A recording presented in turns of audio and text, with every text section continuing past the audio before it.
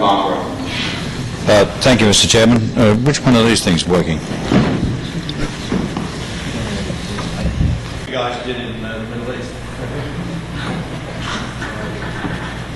Okay, Barbara.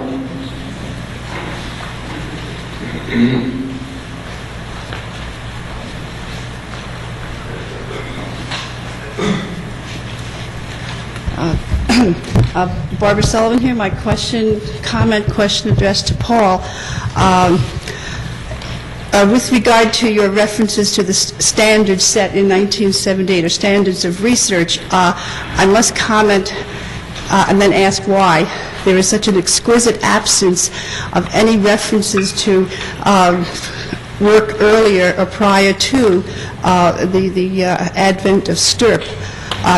STIRP has done excellent technical work, but in the conventions of research, as I am familiar with it, having been a research assistant, having typed an enormous number of papers and grant application protocols, there is always a literature survey, and a lot of the work that has come out from 1978 has a curious omission of this. I will cite, for example, the reference to the observation of halos around certain bloodstains. This, I believe, is cited described in Barbet. Real quick, but what I want to address very specifically, I'm sorry. What I want to address specifically, Paul, is that you did make a reference to, and others have also, that crucifixions were outlawed in the 4th century, and therefore the shroud doesn't address itself to being a painting. There's a problem with this, and it's not really good news, but it should be faced. There is and have been references to crucifixions subsequent to the 4th century, like the Saturday Night Special. It was outlawed, but they did continue. Guns are outlawed, but they're still around. And very quickly, may I read from a paper I wrote in 1974? This is not actually reading. No, it's not, Father. Just if you have a question. I have to cite this. I have to cite this because of the data that's in it. 1 minute. Okay. While the general use of crucifixion as a form of punishment was outlawed in the 4th century, history records an occasional episode, such as when Michael I, Ducas Angelus Comnenus, the despot of Epirus, violated his oath to Henry of Flanders, and after, quote, seizing the newly reinstated rebel Amadeo Buffa and 100 other continuously repeated in shroud programs. Okay. This is an error in scholarship. One of the panelists would like to address that question. Why has there been not better scholarship and the crucifixion after the 4th century not recognized by STIRP? Yes. So. Excuse me. I think Barbara has a serious worry here, and it's been worrying me for about 40 years. And it's gotten worse since the advent of the computer. I found out, for instance, that John Tyndall, who discovered both electricity, who was the father of solid-state physics, is never quoted in the present literature. There it is. I think I can say this since I'm a scientist myself. I think within the past 10 years or 15 years, science has gotten very, very lax. Not because they're trying to be obnoxious or nasty people or anything. They've gotten lax in reviewing the literature because they're depending too much on computers. They need to go back into the old archives and bring things up from where they used to be. Research and quote, as Barbara says, crucifixions, I'm going to talk for much longer, but I've heard people saying, well, gee, they used to stone people to death. And I hike around the world. I hit a village about a half hour after they stoned a woman to death for adultery in a village. Well, very quickly, then, thank you, Dr. Thank you, Dr. Howe. I think we can leave that question, and it is a very serious question that should be addressed by the teams in the future. And we are grateful, Barbara, that you have brought it to the attention of the panel and to the symposium. My reference, Father, is Robert Lee Wolfe, The Latin Empire of Constantinople, 1204 to 1261, a section in the History of the Crusades, Kenneth Seton, General Editor, University of Wisconsin Press, 1969. Okay, we'll include that in the record. Thank you very much, Barbara. Is there one more question? Yes. If I may just quickly address, I agree with Barbara. My paper is very carefully worded. I said currently, I think I used the word practiced. And this is because we know that Romano, for example, the Italian scholar, has drawn together many examples of Arab crucifixions that were used all the way up into the 16th century. So it's not that the crucifixions have not been studied, but we're talking about the practice of crucifixion, and specifically in France, where the shroud is alleged to have been in this time. John Jackson, you have a question? Yes, this question is directed to Father Kim. You don't have to answer this if you're not ready, but we did discuss it before, and you said that you might be inclined to answer this or respond to it if someone asked you, so I'm going to ask you. But you have a very interesting theory about, in Scripture, the Gospel of John concerning Mary Magdalene. Would you care to make any comment? If you don't, it's okay. I'll give you what I have. We're in the clay model stage and not in the production stage. John 20 is the only eyewitness account of the discovery of the ancient tomb. God in His wisdom, those of you who are linguists know that the word for wisdom in every language that has two cases is feminine. In Greek, Sophia, sophistication. So it is not surprising that it was women who were the first to discover. All four Gospels agree on that. We know that verses 2 to 10 have been shifted by an editor up to put Peter and John up closer. Two male witnesses in a male chauvinistic outlook make for better than the ladies. But the first to see anything was the Magdalene. So you should read verse 1 and then go immediately to verse 11 and finish out her approach. And it says that she saw two angels sitting, one at the head and one at the feet. The Greek word for sitting may just as easily be translated as being. And if you find them one at the head and one at the feet, it's a strange description of just what we see on the shroud. Raymond Brown, who is the great scholar on the Gospel of John and a Jesuit, and who does not believe that the shroud of Turin is authentic, tells us what many other biblical scholars have already known. Angels in first century Jewish literature have nothing to do with little people with wings on them. They are interpreting angels.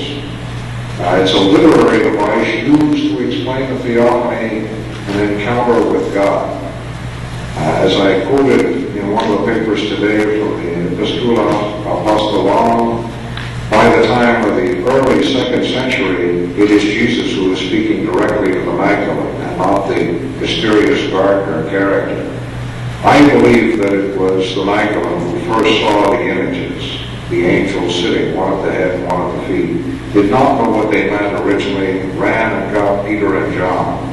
Eventually, they figured out what it was. If you go through the other Gospels, Luke has two young men.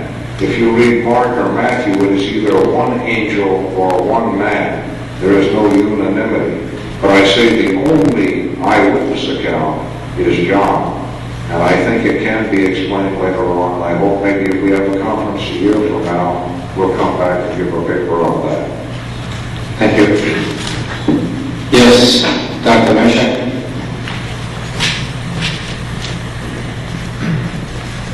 David Meshach, a preservation question for Paul Maloney.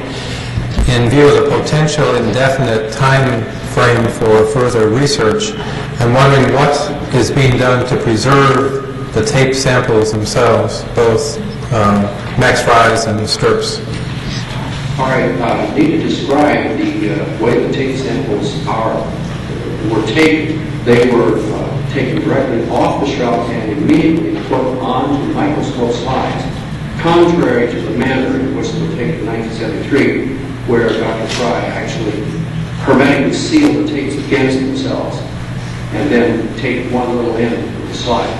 These are currently being preserved in a vault, a bank vault. There's no atmospheric kind of control currently being applied to this. They are waiting now the definition of protocol. You know, you've heard the term protocol all along the line in connection with the shroud. Well, We're going to try to emulate this and develop a protocol for the testing of the tapes themselves, but currently we have to make it. I would like to ask a question of the four panelists. Are we not at a point where syndenology should be taught at a university as part of a science course? Richard Orario of Boston has a rare collection of books, pamphlets, magazines on syndenology. Should this collection not be housed at some university library where syndenology is taught as a subject? If I may make so bold, there are some of us who for years have had just such an approach that there should be a central data bank in the United States, the primary components of which would be things like the Winchell collection, the Sturp data. Remember, all that has been published had to be agreed upon. I understand there are some papers that have not been published, would not pass peer review, but they contain within them clues for the future. There's Richard's library. The Atlanta Center has a library. There's his collection. And my hope had always been that some university which contained in it a seminary and a medical school, as well as a strong arts department, and either a strong department in science or an adjacent institution that was strong in the physical sciences, which would attract scholars, would not have to add new faculty, though if they had a tremendous endowment and could fund a chair for that, it would be tremendous.